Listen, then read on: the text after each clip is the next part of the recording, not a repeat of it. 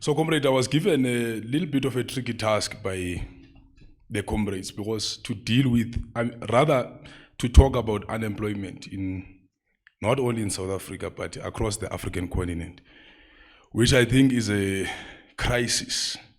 We can all agree. Unfortunately, comrades, you see, I'm just talking, I'm standing, I don't have those projectors because economists ordinarily, when they deal with these matters, they would have graphs and whatever, you know, those things that tend to confuse the masses. So unfortunately, I'm not going to have that, but I'm also not going to bombard you with statistics that you know, but I want us to have a conversation about the crisis that is unfolding. I was holding this book, in fact, because, in fact, I was reminded, I was checking your timetable, and this month is very important, I think, for the youth, specifically in South Africa, comrades, but also for the struggle that was waged by our foremothers, forefathers, and so forth, fighting for national liberation. I'm saying that because on the 26th of June, in 1955, if I'm not mistaken, Kliptown, they would have established, or rather founded, Freedom Charter. We know its pillars. Now, this coming Sunday, if I'm not mistaken, is going to be 67 years since that Freedom Charter was formed in Kliptown. Some of its pillars, unfortunately, have not been realized because of the economic detour that was taken by this regime. I'm talking specifically about issues such as, there are clauses in the Freedom Charter, such as the national wealth of the country shall be shared, you know, there shall be work and security for all, the doors of learning shall be opened to all, and culture, amongst others, the land shall be shared amongst those who work it. But I mean, in a later conversation with yourselves, you might reflect whether those have been achieved. But also in terms of the June 16, 1976, I think it's 42 years. And when I look at this, then I immediately remember, because that June 16, comrades, you know, the forces, the motive forces was the youth, to be honest. And they did not only end in the issues and some of the problems that they were dealing with.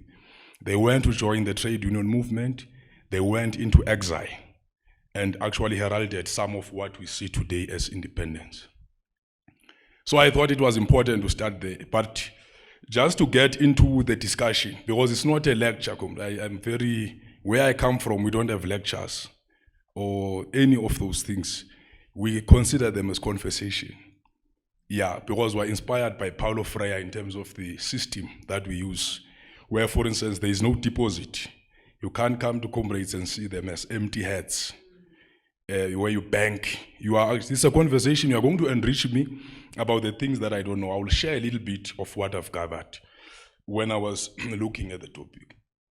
So I want to start with Antonio Gramsci, because I think he correctly, in his analysis, you know, in the prison notebooks, Antonio Gramsci, I'm sure we all know, arrested by the fascists of Benito Mussolini in 1926.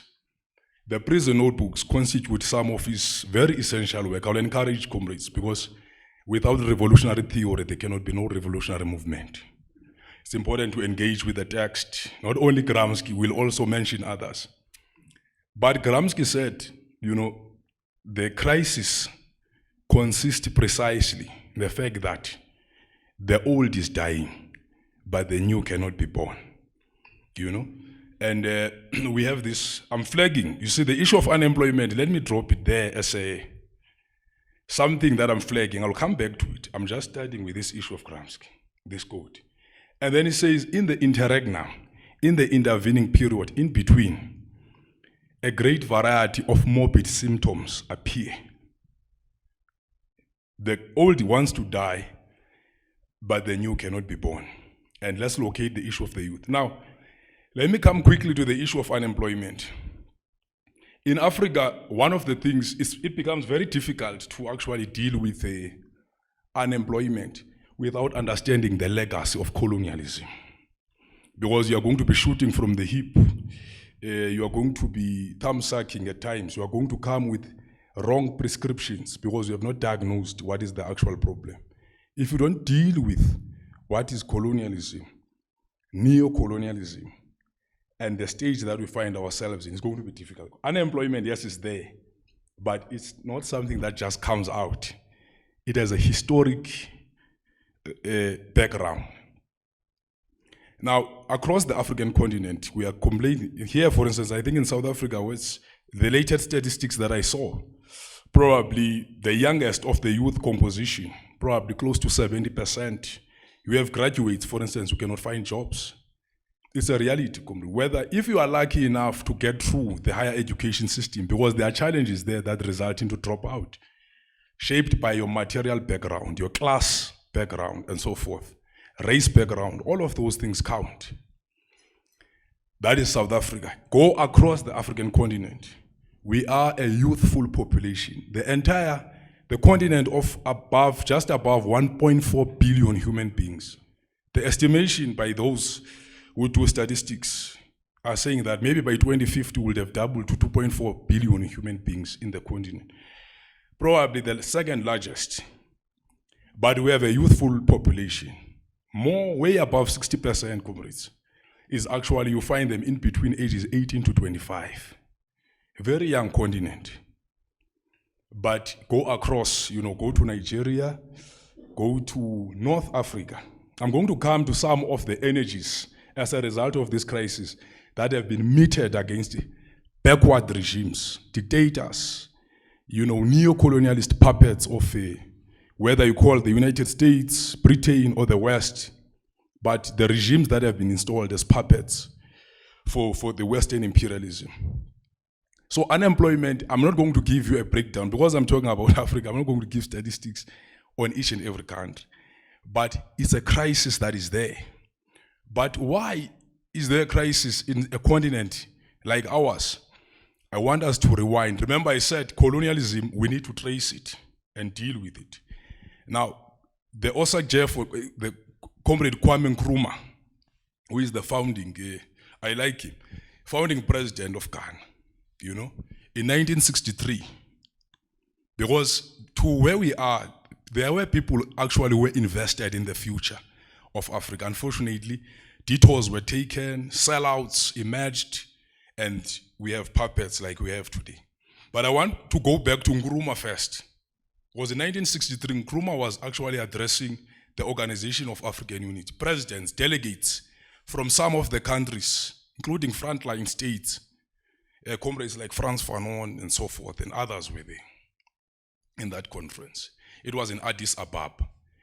He gave a very impassioned speech in that session, where he said, "We must unite or perish." The title of the speech, you can find it, is there. But please don't look at the African Union website. That one is diluted. You must get the proper. I don't know if anyone has then they can share. But the one on the African Union website is diluted for reasons that they know, because they changed and called themselves African Union. Nkrumah and them called Organization of African Unity, but that's another. Nkrumah addressed these guys in that conference, saying that, wake up. This continent of ours, this Africa, is rich. If you go to the Congo Basin, for instance, the amount of water resources that you can, he struggled to understand why will people go thirsty in terms of the water, let alone, the forest in the Congo Basin and other areas, but also in terms of the mineral, comrade. You talk of your cobalt, these things that people have, these gadgets and so forth. If you go to the Congo, that is where the looting and the plunder of mineral resources is taking place, the Democratic Republic of the Congo. But Nkrumah warned these guys.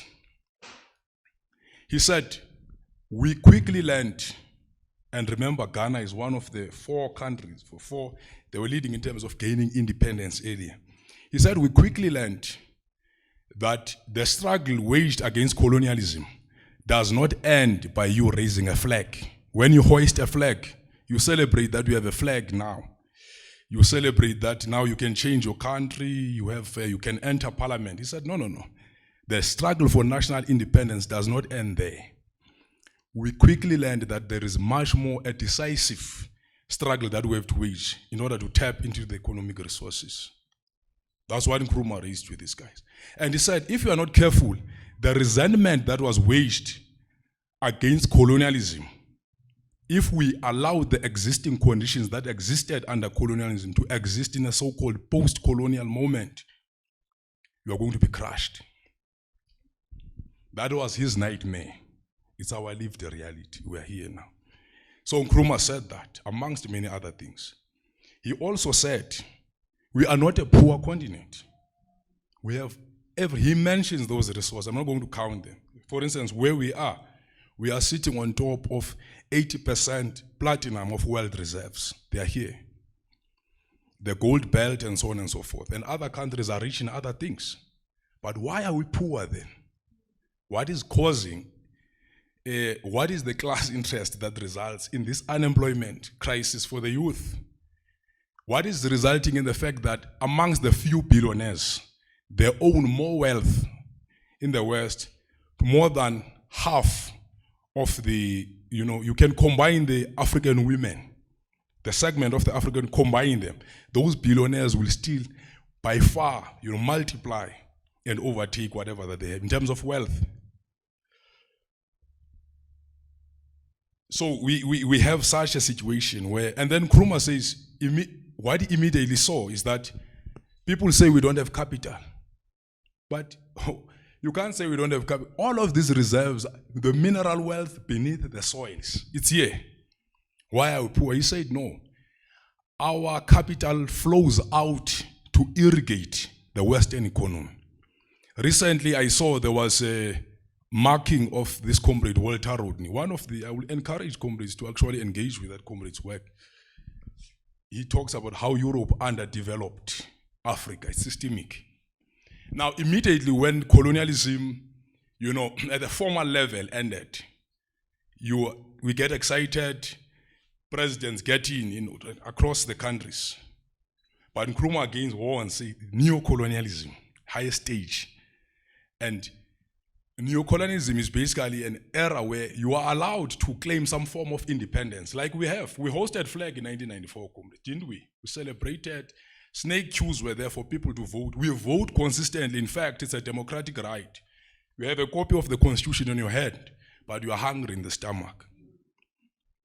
So, and the issue, there is no future guaranteed for the youth. If you are going to grapple with this question when you are 21, 22, and so on and so forth, you are missing the point. And sometimes that's how the government deals with these problems. And that's I don't know. They are not diagnosing the source of the problem. Because from the stage of development, when you are still young, barricades by capitalism are already built in front of you.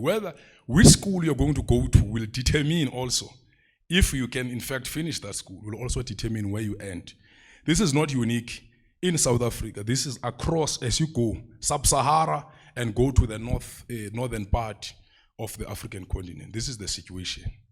Now, I don't want to dwell much on the history. I was wanting to give a bit of context because we need to understand the connection between where we are. We did not get economic independence. Therefore, we are not in charge of our own destiny. Look, you can tamper with anything. If you don't tamper with the wealth arrangements and patterns, you are going to starve. And most of these countries, that is the deal that was there. Those ones that try to push a little bit and be robust and so forth. For instance, I can make the example of Burkina Faso. Thomas Sankara, through the movement, he gets the country in 1983. He was by the way, it's a youth, we're talking about youth. He was 33 when he took over. Little did we know, between 33 and until he was 37, in 1987, he was overthrown with a character and a puppet who was next to him, with the assistance of France and all of those forces. Patrice Lumumba was also not old when he took over, in the DRC. He was overthrown by the CIA. So where there were those small energies, immediately the regime will be dealt with. But comrades, the crisis of the youth unemployment, you have a youth that is not, part of the unemployment obviously speaks to the skills agenda. If you don't have the necessary skills, and the times are moving, the only constant is change. Nothing is stuck. If you're in the 60s, the way the economy operates in 2000 is going to be different from the 60s. There's a lot of things, technological advancement, but our youth is not keeping up with those things. Let me map out some of the energies that have happened across the African continent on this question. The youth is rising up. In fact, the youth is frustrated. Remember, in the interregnum, I said about Gramsci, morbid symptoms do appear. Now, the youth in trying to challenge the old, for instance, we've had a number of mobilizations. And I will explain some of the weaknesses with the mobilizations. You can make your observation. I'm sure you have yours. I'm not going to go deeper back in history. For instance, either when Nigeria gained independence and the role that was played by youth and so. I'm going to focus just closer to the period that we have. Around 2010 or so, you had an Arab Spring in the north. Look at that. Might have been sparked in Tunisia, but it immediately moved across those countries. Who were the decisive forces? Were the motive forces in leading that? You find that young people were there. They led it. Now ask me, where did the energies end? I'll come back and answer, because there is another critical element when we begin these struggles that we need in order to sustain them. There was that around that period. Around 2015, the youth were decisive in ousting Blaise Compaoré in Burkina Faso, the murderer of Thomas Sankara, because his policies were no longer popular. The policies in Burkina Faso, just like elsewhere today, chronic youth unemployment, healthcare system is collapsing, just like in Paraguay, where they told you yesterday that we could not operate 857 patients. What is going to happen to those patients? But capacity is there to have. Cuba is proving, amongst other countries, Cuba is proven. You can have capacity to wipe out all forms of disease and so forth, but we're still trapped in such. So the people in Burkina Faso at the time were frustrated by a number of things against Blaise Compaoré. They dealt with him, removed him from power. You can move from there, go elsewhere. For instance, I'm not going to mention all the countries. This character, what is him? Omar al-Bashir in Sudan, not so far ago. If you see the movement or where the motive forces, the youth, and the issue of Sudan is ongoing, by the way, because you see, this is another thing. The tin pot dictators and so forth can be removed because we are not organized, because we allow some form of vacuum. If we don't have some form of organization, the military occupies, and the military perpetuates, whatever that was in the previous regime through other means. So now the youth has to consistently is engaging, but the struggle of Sudan is still ongoing. You can count them, Recently, Nigeria, for instance, there was an End SARS movement. The young people led, if you noticed. It was not only of the police brutality. I don't know if you remember, what is this guy? Fela Koti's song called Zombie. Because the police in Nigeria operate like that. The youth was frustrated with them. They raised their concept, but they were also speaking to socio-economic demands, if you trace careful. Here, for instance, right here, you had a fees must fall movement, but also you see this thing, it might have got hyped in fees must fall. It's immediately 1994, some of those universities, the so-called black universities or whatever that they give because of the class character of education. Remember, class cuts everything in two, comrades. It means that even healthcare, the better off you are, you'll access better conditions. Even education, the better off your parents or whatever legacy that you come with, you're going to access better service, education, going to study at an expensive institution and so on and so on. So it cuts across. Here you had a fees must fall movement. Some of us participated in such. And what is decolonizing, the roads must fall, all of those things, toppling statues, all of that. You have those movements. So it's not that the youth is not aware of the crisis. No. I think there might be a narrative, no, they are passive and so on and so forth. Unfortunately, the crisis channels the youth in different arenas. The frustrations are different. Some get exposed to substance abuse. Some, the system ejects them out. And we find, for instance, if I tend to move in between the city a lot, sometimes walking, and if you can go there by Park Station, those comrades find them sleeping there in those tennis courts by Hubert Street when you go to Park Station. There's this thing they call Bluetooth, the Nyaopes and so forth. those are young people. Talk to them. I sometimes interact and engage and find out what led to your situation here. And you find that, no, this person was actually close to finishing the third year of university. Crisis became unbearable. There's many reasons why they are there, those comrades. But the system basically, so it's not a question that the youth is not conscious of the situation. But nonetheless, these movements stop and start. You know, the issue of fees must fall would have started, it disappears. With universities, it's likely to predict, because when the year starts, you know that the struggle will be for registrations. When the poor children from the working class families are told you can't register, go back, what you owe, what do they call it, historical debt, that some of you comrades fight for, Yagona. So we all have those challenges. They are not unique to South Africa, those things I can tell you. On top of that, whilst we have all of these barricades, social barricades around the youth, imperialism continues to tighten its grip on the African continent. One of the things that, you know, that we thought the imperialist and colonialist armies, immediately when these people are supposed to pack their bags, the system, metaphorically, pack your bag so that you allow national sovereignty and the people of that country, the youth, the elderly, and so forth, to determine their affairs. What they do, there's this AFRICOM. I can tell you it's a serious issue. I don't know, there's a lot of military bases that Pentagon continues to build around the African continent. What is the class interest of building those things? Recently, for instance, I know the comrades in Zambia raised the sharpie that here is an office being opened. We're not saying anything. When it comes to us having an organized resistance, they will crush us. Because most of us are already in the nuclear capability and arsenal of the United States anyway. Because they're planning ahead. So what I'm saying, comrades, I'm not here to be saying very negative messages.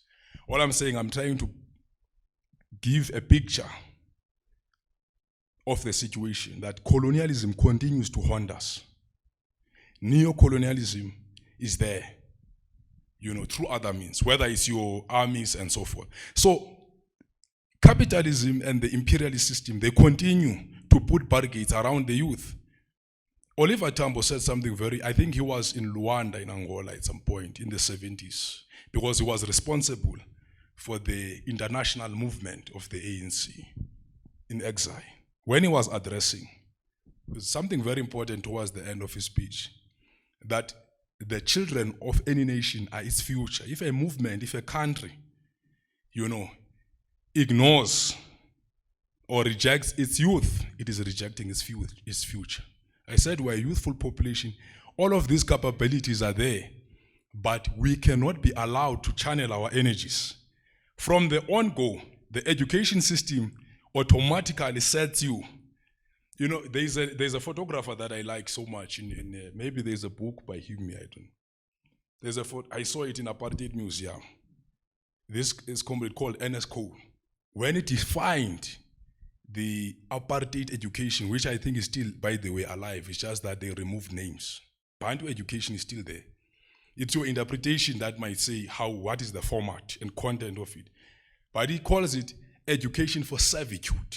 Basically, and that is what, let alone the issue of Afrikaans as a medium of instruction. If you talk to some of those comrades from that generation, there were class questions they raised about where is this education going to take us in the future. And then Ernest Cole says it's education, it's gata education, education for servitude. So as much as, the reality is that as much as we can hunt the qualifications, because the system says there is no problem with what the arrangement is there. You are lazy, study hard enough, push, come on, push, everywhere, they tell you, you know, and as you move along, you know, you have this mission that, hey, I must take myself, it's always I must take myself out. What the system teaches us about myself, not collective, in terms of the community. But in the township where I come from, between the school and the hood tells you it's about, you know, all of us. Consider the next, or the village, consider the next person. Don't finish that meal. And so the system comes and say, for instance, I had a problem where I studied. I was, sorry, maybe I did not introduce, because these things go on read. I don't consider them as important. I studied in some colonial institution there in Eastern Cape called Rhodes. Rhodes University. I studied there, And one of the problems I immediately have with the economics class was I tried to take it. They said, lecturer told me straight away that you are here because of your self-interest. I disagreed with her. I said, it can't be that I'm here because of self-interest. But she said, it's what they take is theory. You must adjust to what the theory says. I disagreed. I said, if you teach me this thing, that means that I'll be selfish for the rest of my life. But that's some of the problems. It's curriculum, isn't it? Because you comrades, when you raise the issue of decolonization, didn't you say? Decolonization, amongst you are calling for a decommodified, decolonized, free education, isn't it? All of those things. But some of the questions that would have been raised were an overhaul of the curriculum because it serves class interest. It serves, it models us properly so that we must become agents of imperialism. Unfortunately, if I become one, I'm not going to address this youth unemployment that is a crisis. So what is our education system supposed to do? I'm asking yourself, what is it supposed to do in responding to this crisis that Comrade Molela, you posed to me that I must talk about? Crisis of unemployment on the African continent. Those are some of the issues. One of the things that Frantz Fanon, for instance, says, I'm not sure how much time, comrade, sensitized because I had to switch off the phone to avoid called for service and so forth. Okay, yeah, thanks. So one of the things, for instance, that they immediately, now at the beginning I spoke about the issue of the Freedom Charter and the fact that it raises, some of the minimum demands. Fanon, the very first page where he talks about the wretched of the earth, he deals with the question of what you must respect the minimum demands of the colonized. What were those minimum demands? I know in NUMSA, for instance, where I work, when NUMSA was formed in 1987, the first Congress that was held here in Crown Mines, not far from where we are, those comrades immediately adopted the Freedom Charter as a minimum program. Because as I'm wrapping up, the issue of a program becomes critical. We adopted Freedom Charter as a minimum program. We're not saying, I know the ideological debates, Freedom Charter, all of those things in between the Charterist, PAC and all of them. I'm not going to go there. But these clauses that were considered to be somehow speaking to the sharing of wealth would have adopted. But what has happened to that today? So what am I trying to say shortly? Yes, there is a crisis of unemployment. I'm not going to give you graphs and breakdown in terms of how is it affecting each country, but I can tell you, when young people, either in what is this country, Burundi, when they took down this stubborn president, they called Pierre Nkurunziza, was refusing to step out of. There's another crisis that we have, sorry, just to come back. Another crisis we have puppets in these countries who extend their stay in power through a backdoor. By hook or crook, they will stay. When their economies have failed, they are no longer popular with the youth, specifically. Pierre Nkurunziza tried, Joseph Kabila in the DRC, many of them, maybe Museveni is one who is still standing. But West Africa, go there, what's this guy in Cameroon and so forth. Many of them try by all sorts of means to extend their stay in power, continuing basically with social programs, socio-economic policies that continue to frustrate the youth. All I'm trying to say, with these current arrangements of these leaders that are installed, with the political blessings of imperialism and capitalism, to basically keep the structure intact, there's no future for us. Let us not look at them. Where are we supposed to look? We have to create alternatives. But our alternatives individually, if I'm with you, Comrade Molela, if we have common interest, we have common class interest, we suffer exploitation, oppression, and so forth, but we are moving in silos, we are not going to destroy the system. There's one thing that is, I like to read these war theorists and strategists because sometimes they say profound things, but I'm not someone who promotes war, comrade. I definitely will promote class war to defeat capitalism and imperialism. That I promote, and I'm actively participating in it. We are in a class war, whether you see it sometimes or whether you don't see it. But this guy, what's his Karl von Clausewitz, he wrote something. There's a book by him called On War Strategy by Karl von Clausewitz. He says to achieve victory,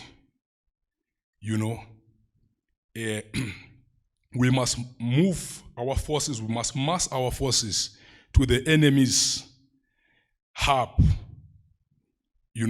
of power, the enemy's center of gravity, to the hub of all power that the enemies have. And I've already indicated to you that the enemy, again, I'm going back to Gramsci, it dominates us through various methods. That one of them in Africa, for instance, is AFRICOM, but one of them is cultural hegemony. That everything that we interact with, that we see, is the ideas of these people, that neocolonialism, ideas that teach us there's nothing wrong to be with the system. I can take myself out of the system. What about my brothers in the other houses next to me? 5. That's what the system tells us. And I'm saying, in our struggle for power, and this Lenin reminds me this, we have no other weapon but organization. We have to get organized. It's high time. Whether the movements that are operating in South Africa, whether it's Office Must Fall, with a pan-Africanist orientation, because one of the things that Nkrumah was calling for is that we either unite or perish. And if we continue in this trajectory, we are perishing slowly. I mean, look recently, just the COVID-19, look at how billionaires tripled or even exponentially grown their billions in a time of a pandemic. Where is the rest of the surplus going? The surplus did not come to us. It went to their pockets. These Elon Musk and all such things. What is it? Jeff Bezos and so forth. Those people are multi-billionaires. So we have those crises, but I'm not preaching gloom and doom, comrades. I'm saying the answer is also in our hands. Thomas Sankara said we must dare to invent the future. It's our responsibility too.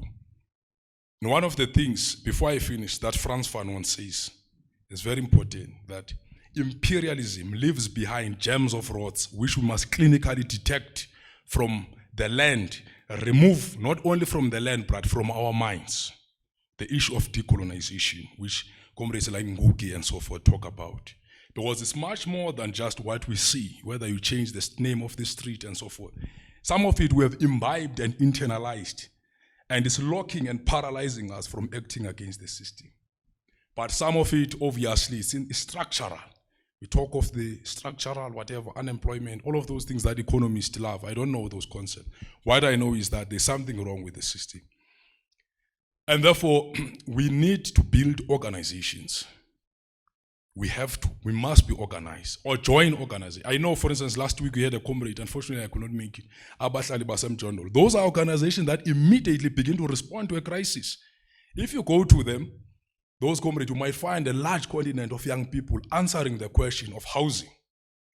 Right? The housing crisis, because those comrades are shack dwellers. The state continues to punish and persecute them. We must, one way or another, join these organisms, movements. Trade unions are also responding on another crisis of capital. Different organizations, student movements are also responding to another crisis of capital. But what I'm trying to say is, we have to now find a way of massing our forces. That's where our struggle is. I don't know whether there's ideological rifts and schisms, but unfortunately, Amilcar Cabral reminds us that people do not eat ideas at the end of the day. The youth is also not going to be interested in what I'm preaching, saying, am I able to organize a movement to fix a pothole that is troubling a community? Am I able to deal with the water crisis? Unfortunately, because nature does not allow vacuum, you are going to have a Dudula operation or something like that. That is going to say, I am responding to the crisis. What are you talking about? But in responding to it, preaches, something completely opposite to Pan-Africanism, that our forebears had a vision. People like Nkrumah, Patrice Lumumba, Andre Blouin, Josina Mutemba Machel, and all other revolutionaries, Chris Hani and so forth, who came before us. If you allow vacuum, that's one of the laws of nature. You can't allow, space must be occupied. Those comrades, those people there I saw, they were marching, they went up, they called the mayor outside. They are responding to something. I'm going to say, no, you are not responding, but with xenophobic approaches and so on and so forth. Basically disorganizing and disuniting the African masses. Instead of us looking at each other and saying, how can we defeat the capitalists? They are saying, no, your point of departure must be division. And then deal with this thing later. Those are the problems we have. If we allow vacuum in our society, those energies. So comrades, I think, Comrade Molela, with those few words, maybe might have been beat all over the place, forgive me. But I'm sure the discussion might still continue and the comrades maybe might engage, we might get a lot of insight. I was just trying to say, if we're going to deal with, we can't say youth unemployment. We must immediately give historical context in terms of the material development to be here, you know. There's a question that Martin Luther King asked in a book that he writes. But he says, where do we go from here? Is it chaos or is it going to become community? We must respond. The crisis is there. If you leave now and go open your TV or whatever that you get news or the phone will tell you more problems. Inflation rate is at 6.5%. Unemployment, 80%. ESCOM, load shedding will kick in just now. That is good. All of those health crises, women are giving birth on floors at whatever hospital. Those things are going to be flooded. But the question, how longer can we take it? I think let's have a conversation. Thanks very much, Comrade.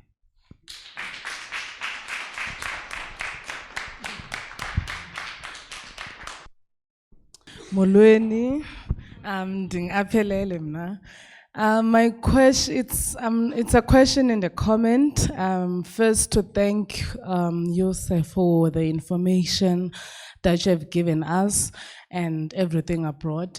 But listening to everything now, I was starting to question myself as well, that as the youth of this country, do we now need to start afresh with groundwork and everything in order for us to actually get the employment that we need? And how long is it gonna take? Because even to get the freedom that we so called to have, it took so long, and a lot has happened in between the fights. And also you mentioned Office Must Fall and all the movements that happen and die. So I looked back as well, since I was also part of Office Must Fall 2015 CPUT Cape Town. So I realized also I was part of Office Must Fall. For also, I think in Kamdali as well, I was fortunate enough to study for free with the Pasarika government and stuff like that. But I was still part of Office Must Fall, knowing that it is not for me as well. It is for next generation and everyone. But sometimes we push those movements. Not everyone has the same intention to, I feel el goal that we all have. So I think also with this movement, because we have a government in place, once you start to do something, there will be a new law introduced that you can't do this, you can't strike, you will be arrested, you can't ban. As much as black people, when we are angry, we express, even as people, we express our anger in different ways. So I think with the system as well, there's still a lot of work that needs to be done, even with the constitution of this country, because why do we need to be the ones in charge in order for us to have the employments that we need? Why can't the government that is already there assist us? Because I feel like since we already have the government, why can't there be a way that also as a youth we can benefit? And since we're seeing you can't work at a certain age, but in parliament all these things are happening, I think mostly the problem is there. Even as us as youth, when you go to parliaments and we start this movement, we are already too much hungry and angry.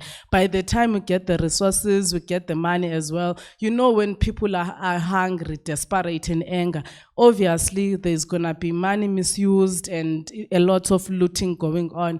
So is there maybe a way where we can try and protect ourselves in starting this movement, knowing that the government is not gonna sabotage us, not gonna be arrested? Because during Office Must Fall, if you have a voice, you get arrested. You say something, you get arrested. We're living in hiding, and most people needed to hide because you're gonna be abducted. You never know which day it is. If you are seen there striking, then you are in trouble.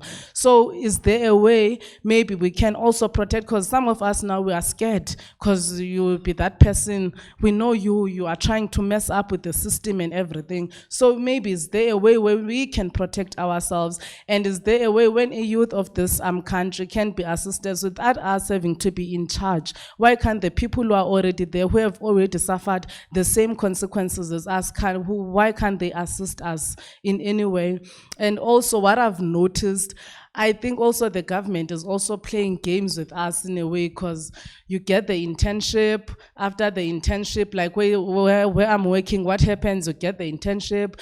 After the internship, they select a few people. You get the graduate program, and then you all wrote in that spirit that now I'm a working class, and then boom, after the graduate program, there's nothing. Then you need to start again from scratch. So maybe is there a way we can also cancel this graduate program, because clearly there are jobs available, but they just want to shuffle us around and use the skills, and then when they're done, they take someone else fresh and everything. But for them, it's not so easy for them to shift there and remove themselves and let us lead. So is there a way we can protect ourselves as well? Thank you.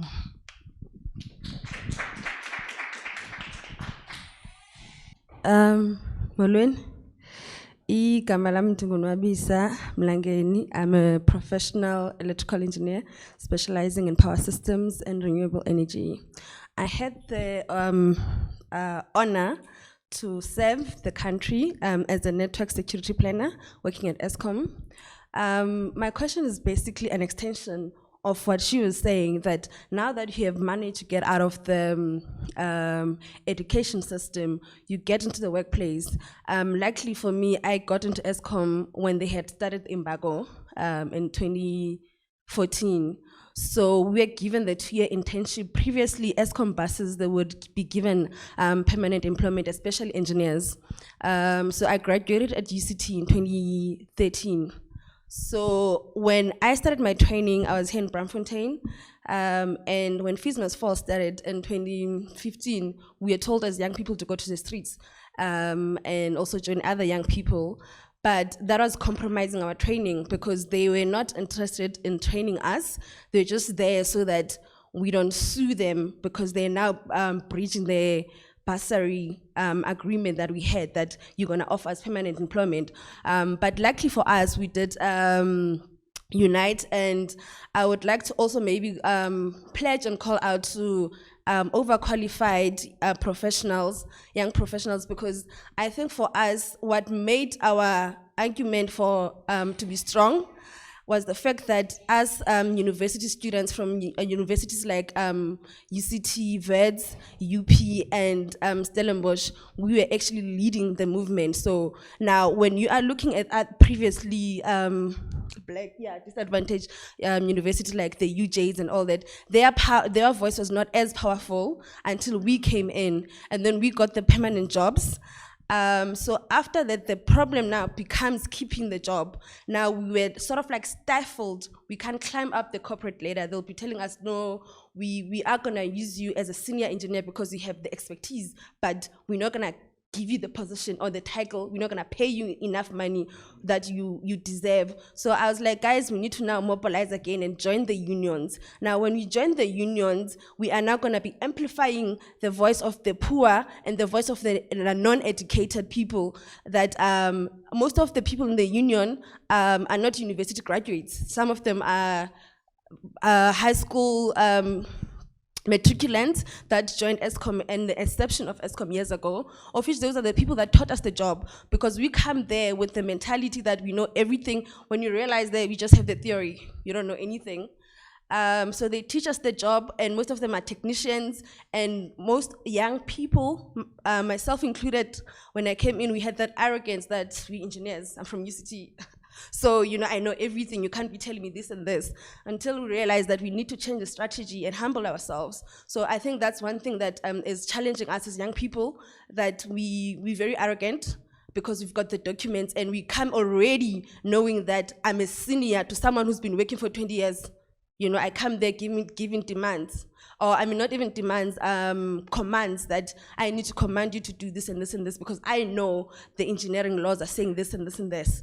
So I think perhaps maybe we need to look at how we as young professionals can support the unions in order to achieve the common goal. Number one, this was evident with the fees must fall, that when institutions like VETS and UCT joined in, the same cry that the TUTs and all of them have been making all these years, it was now getting the media attention. So if we young professionals can join and be fearless about it and not fear the fact that after you've been a union member, because immediately, yesterday I was sidelined and it was my last day at ESCOM, because of the politics, and I do feel like the union has failed me because they were not able to represent me when it mattered the most, because everyone else is busy with their own squabbles that are political within the organization. You know, so a lot of people do applaud me for leaving, but they're also afraid. They want to leave because the environment is toxic. We talk about sexual harassment. We talk about serious issues that are facing the whole country everywhere you go. So young people want to leave, they are stifled, but now when you look at the issue here is that the education system does not teach us to start companies. It teaches us to be employees. You know, so maybe we also need to look at the education system, because even myself, my family is not proud of me being an electrical engineer, because they're just like, Nwabisa, there's so many things you can be doing, like being a doctor and all that. I think it's because they're coming from that apartheid era where a lot of people were dying, so they needed people to heal people. But now we need qualities and skills that can create jobs. You know, so we need to look at what is now needed, because even Nasekaya, if a kettle is not working, they're gonna be like, we have an electric here. She said she studied electric, but she can't even fix a kettle. So, you know, so I have to break it down that what is it that I studied? I did not study the hand skill at a lower level. So yeah, that's basically in a nutshell what I wanted to share.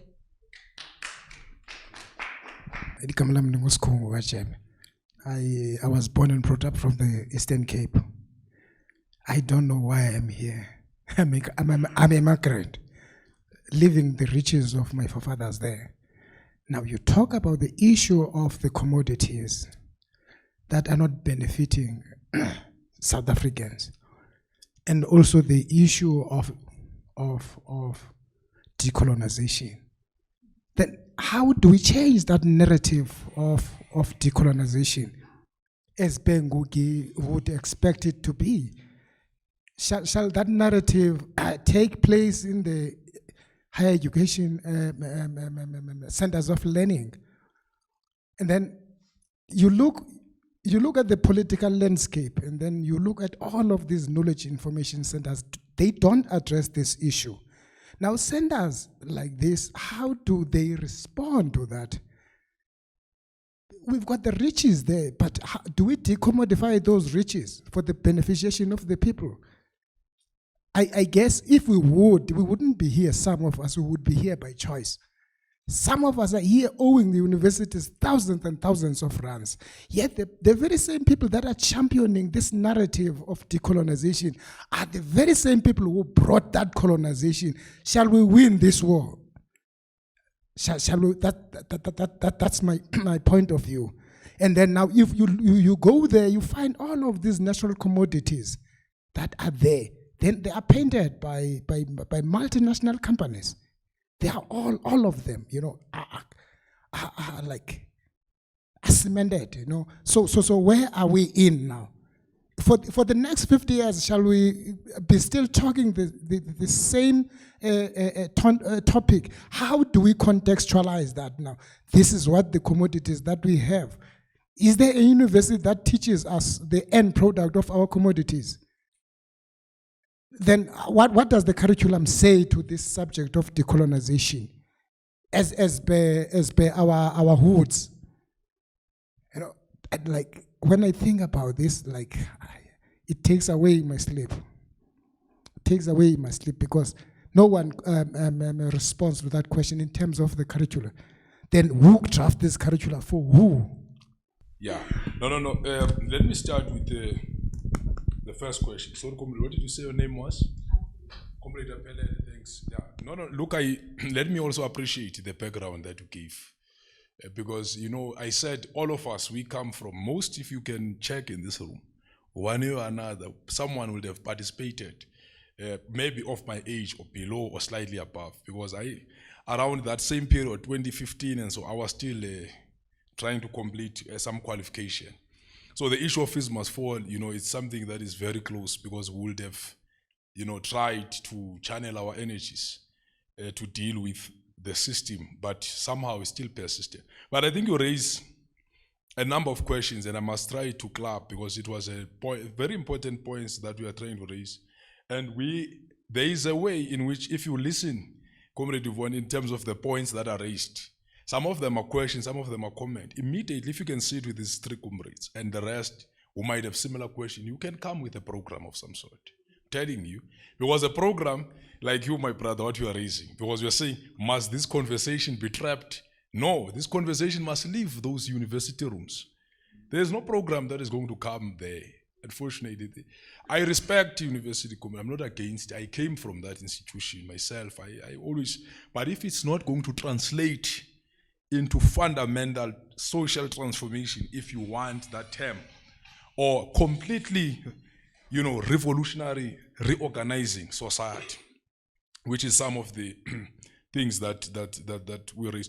Let me start here, Comrade Apele.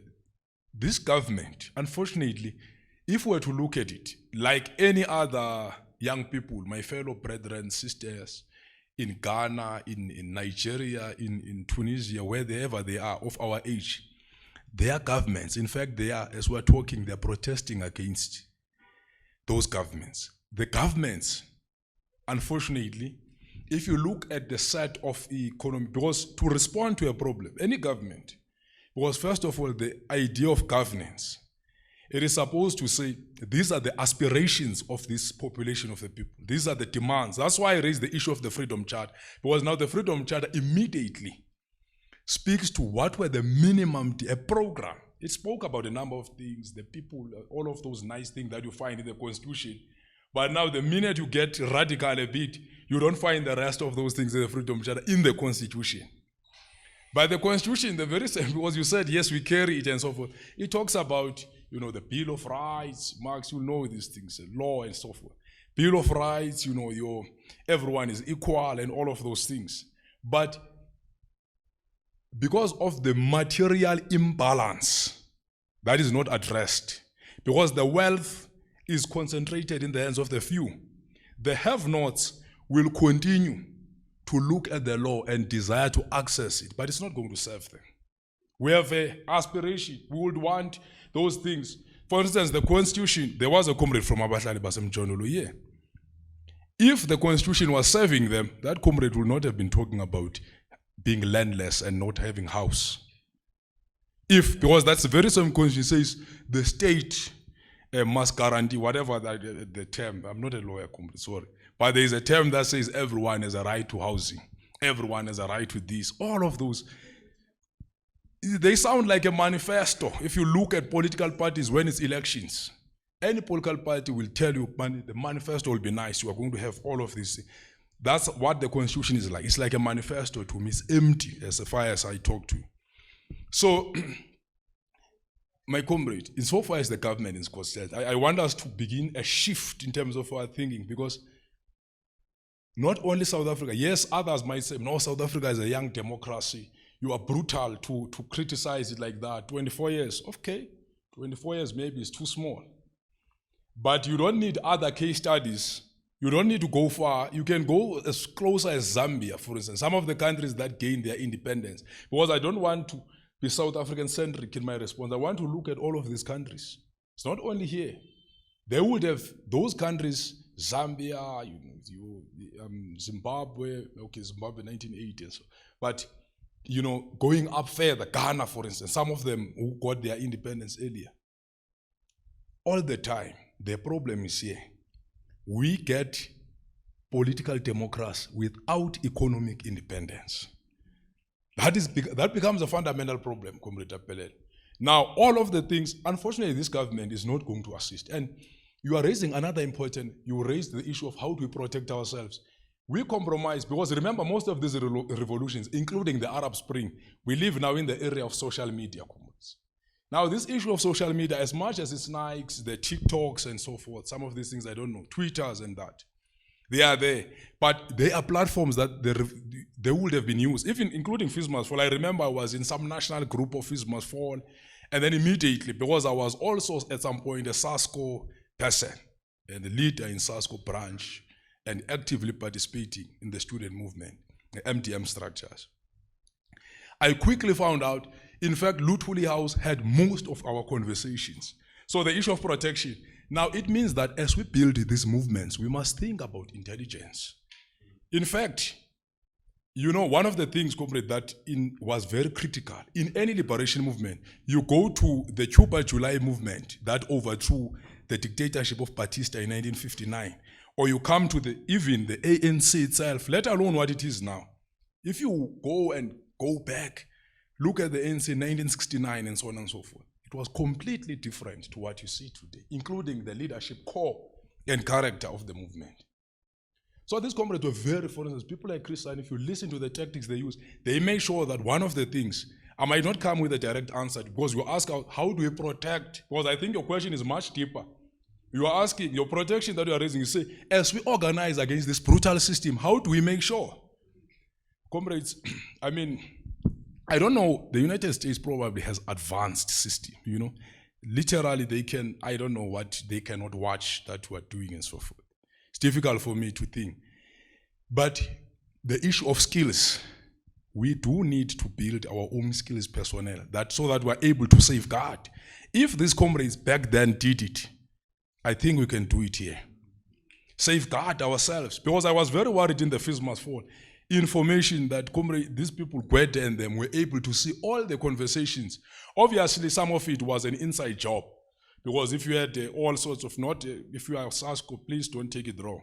But I know that some of the people, for instance, at the campus where I was, it was easy to filter the information through. And then it was easy, the issue that you are raising, for instance, this roads, that university there, one of the students are telling me, people who are studying there now, that there's a form that they must complete, that you are not going to be destabilizing, not participate in protest. You see those kind of things? It's a system, it's organizing, it's making sure that it puts barricades because it has learned lessons of how we frustrated it back then. And I like the point that Comrade was raising here as well, because she immediately tapped into another issue of building. I like it. She said professionals. Build the issue of alliances has always been there in the movement. Build alliances. I can tell you, the FISMAS Fall did not, hence for instance, some of the campuses here in the run, in the Witwatersrand, this area, some of the issue of outsourcing must fall became very key. And if you ask that, those students were fighting for university workers, cleaners, gardeners, the downtrodden, the most exploited. If you look at university ranking and grades, between them and the professors and so forth, and those workers, those students immediately rallied the parents, the workers into, we did it, many did it as well.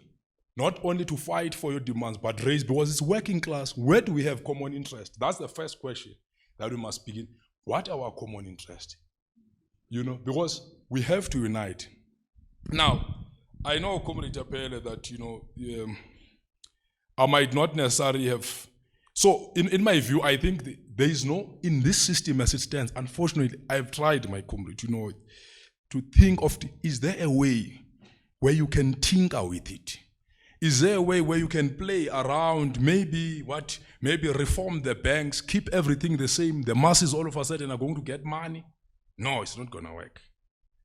Can you tinker with the market-based system, maybe ration food out weekly? It's not going to work. How transport and all, it's not. All the reforms and the government, the ANC will, for instance, when it comes to elections, I can guarantee you, they will say, and they're not lying, they will say we have a good story to tell. Because probably there were people without electricity and so forth who can now put lights in their houses, you know? So there are smaller reforms there and there, but the structure that was designed, the structure that was there deliberately, the apartheid economy, You said it, yeah. Comrade Yvonne reflected. When that child asked to say, why am I poor? Is it because I'm black? You know, Frantz Fanon reminds us very well. He says, the colonized world is a world cut into two. You know, it's divided. And then colonialism, comrades, have shaped the fact that we have not been able to address property question, distribute land. Not just distribute land for the purpose of, for some people just say land. It's about working the land so that we can eat. It's about working the land so that we can protect the environment. There's problems around climate. How do we interact with nature such that foreseeable futures we still have a livelihood? I can tell you at this rate, we might not have a planet at some point. These are some of the problems, but there's a lot. We need to start somewhere. You know, so I think we can continue, Comrade Abela, to have the conversation. I'm not going to give you it very direct, but I think you are raising fundamental questions. Security, I picked up the issue of security, and I think we must be able to safeguard ourselves. It means we must go back to how the old generation did it. We can't start movements without thinking about intelligence structures, operation, knowing how your who is responsible for what information. But we can discuss more in terms of the organization, building, and so on and so forth. You know? And my comrade, please remind me of your name as well, because at some point I forget. This novice, yeah. Comrade, you raised, I'm sorry if look, ESCOM, that's another story. We need, in fact, you comrade said that you have a dossier of the crisis, energy, I remember somewhere. You know, we still want to have a workshop where these comrades come and capacitate us on that issue. But without getting into deeper problems that are there at ESCOM, we organize there, and maybe I'll have a conversation, because I won't want where a member is disserviced by a union. I don't know which union you belong. You must not reveal now. You can talk on the side. But union, I can tell you, is supposed to assist members, not treat them, in any unequal way. But what I liked about you, the point that you raised, was the issue of, you raised something about organization. Immediately, when you picked up problems that these people are guaranteeing you jobs, but are very less reluctant, in other words, to implement, you took them head on. And some of you started having gains. It's a big fight now within labor and organized and unorganized, because you see, there's another problem. As unions, we have a challenge of our own as well, because 76% of workers are not organized by unions. Out of the total that is employed, we are only organizing a tiny fraction, which is 24%. Most of these people that are fixed-term contracts, outsourcing, subcontract, all of these things, if now there's a gig economy, the Uber drivers and so on and so forth, people who are working at the restaurant, those people are outside the organized movement. And I sometimes interact with those comrades, whether they are picking an Uber, and they can tell you, you can see from where it goes, they are not, for them, they don't see a need for a union. And I think maybe they've heard of negative stories and so on and so forth. But all I could say to you is that even this issue of pay discrepancies, there's a lot of racism that informs that as well. For instance, we are fighting a lot of battles. Equal pay for work of equal value is there in the Employment Equity Act, but it's not materializing. Right now, we had a victory, for instance, recently against Transnet. Transnet workers were doing the same job here in Parktown versus workers in Durban at the port. Some of the workers basically doing whether it's technical or something, but they are paying them differently. They say there's historical legacy. We won a case recently, which I think I will ask that comrade to share that across, so that every company makes sure that there is equal pay for work of equal value, not just in principle, but is in practice. But I think, Comrade Wambi said, look, you raise a number of issues. I'm not going to, but one of them, you actually talk at now. I want to go more on a solution. You raise an issue about establishing companies and so forth. I want to show you another side.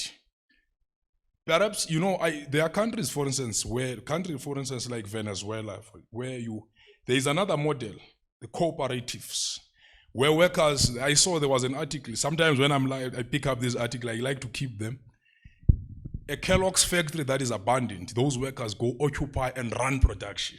Collectively, that's an interesting, because what I'm running away from, I don't want us to, when we had the breakthrough in 1994, that's why we have Cyril Ramaphosa's and now and so forth. There was a lot of preaching about black entrepreneurs, make sure that you, not just a black middle class, but, super entrepreneurs within. Maybe one sees that as an equal footing, but inequality is going to deepen, even between blacks amongst themselves. So I'm trying where, capitalism, I don't want to repeat its model. They failed consistently. And perhaps if we're to be organized, for instance, if in a plant, an area that is in crisis like ESCOM, with all its divisions and so forth, one of the things that organized labor could possibly, if we were to organize ourselves, was to imagine it differently. As Sangara says, dare to invent the future. What will happen if yourselves, because you have the skills, engineers, artisans, different skill sets that are there, that are necessary. What will happen if we were to organize as workers and run ESCO? What will happen if workers were to run Max Steel there in Vandel Bay, in Kempton Park, ArcelorMittal, larger steel producers? What will happen if workers were to run Mercedes-Benz in East London, Volkswagen and so forth? That's the level. The question that the comrade was, because as much as now we need to think of how do we depart from this current arrangement. And I like the model that I've seen. I'm sure other countries have it, but I've seen a few in Venezuela where literally, either those workers are very decisive, by the way, I must say. There's two options, there's a number of options they have. The factory that is not shut down, they can be there and lock and say, management, go back, get out, you are running. And then they distribute profits amongst themselves. Other countries have this. It's not only there, but I've seen most of it coming from that part of the world. And obviously imperialism responds the way that it activates its sanctions and so forth against them. But that's what I immediately thought when you raised that issue of, the struggles that we have as professionals, such that you are led to exit the company. But yeah, the ESCOM crisis, look, I will come back to that at another time, because that is, and I know that we're busy currently. The bosses are not wanting to give workers money. We have another struggle. But, and then let me come to my leader, Kumbuza Pudikamala. Oskungo. Yeah, Punchel. Okay. Eh? Oh, Chebe. Sorry. Oh, I thought Chebe, as in the beard. Sorry, comrade. Sorry, I didn't hear properly. But look, I mean, you raise another fundamental, because the issue that you raise around the decolonization now, and that I think is linked to what Comrade Yvonne was saying, because the conversation, how do we move it from here and move it to, so that in Soweto, for instance, there is no vacuum for Tutula. In Alex, there is no vacuum for negative energies. That instead of uniting the working class, instead of uniting, you disunite. Because at the end of the day, look at those movements. Yes, there's fundamental questions they are raising, but I'm telling you, they are pitting Africans against each other, whereas we should be pitted against capital. So, but in order to change that narrative, yes, let's tactically, how do we start? These students who come from our backgrounds, comrade, my class background, there's always, perhaps it becomes not difficult for people like ourselves when we enter those spaces, because the material background immediately dictate how you think when you get there. The frustrations, the fact that in this campus, sometimes if I drive through there, you see students, some you can see, hey, the student maybe slept somewhere in a bathroom. They don't have a room. If we can begin to go to the university itself and target, there are workers there. We organize some of them. They are in the union. There are students.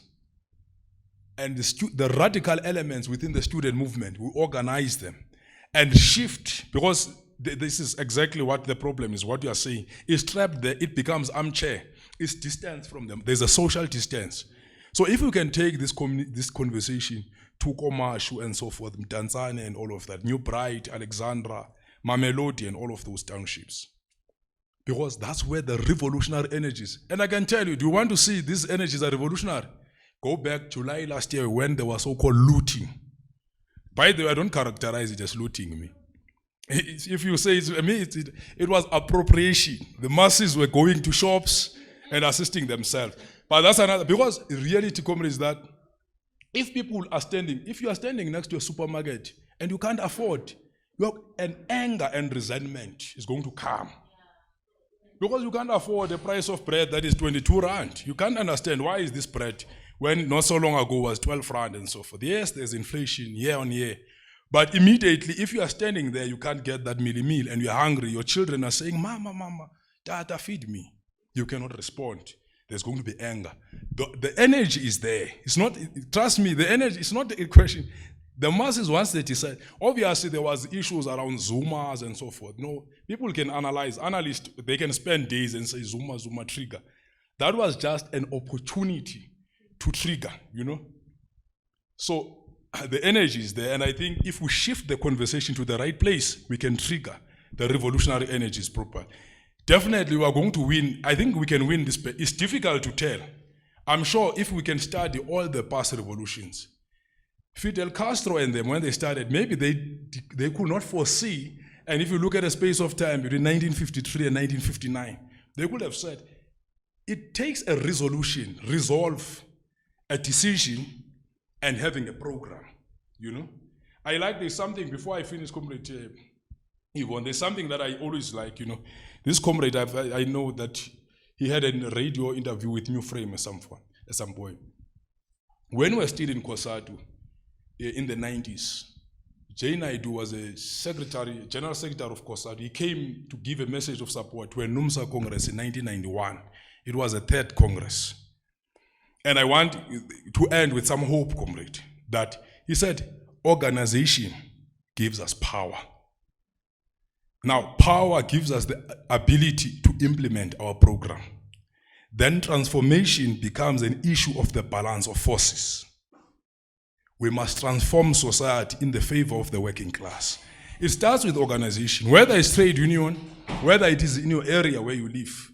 If those masses, as they are fighting against the water carts, as they are fighting, because consistently we try to connect ourselves illegally through the Izinyoka, because that Izinyoka system is another form of building independent and an alternative, because you are not getting electricity. So the response is what? Is to connect illegal. The state does not understand. The state says, no, bastard, I'll catch you, and then I'll arrest. Some of the problems, yes, crime, you can restrict them to crime, but it's the masses saying we are desperate to build an alternative. And then in Joburg, for instance, and other cities, we have a problem where criminal elements are cutting all these things underground, pipes and so forth, to sell them. If you see some of those boys who cut those things, there's desperation that triggers crime. But what we do, we respond to the symptom, which is crime, and not deal with the source of the problem, which is unemployment, inequality, and poverty. So I think we can definitely have this conversation going forward. But I liked all your questions and reflection, because out of that, you can immediately come with a program. Thanks.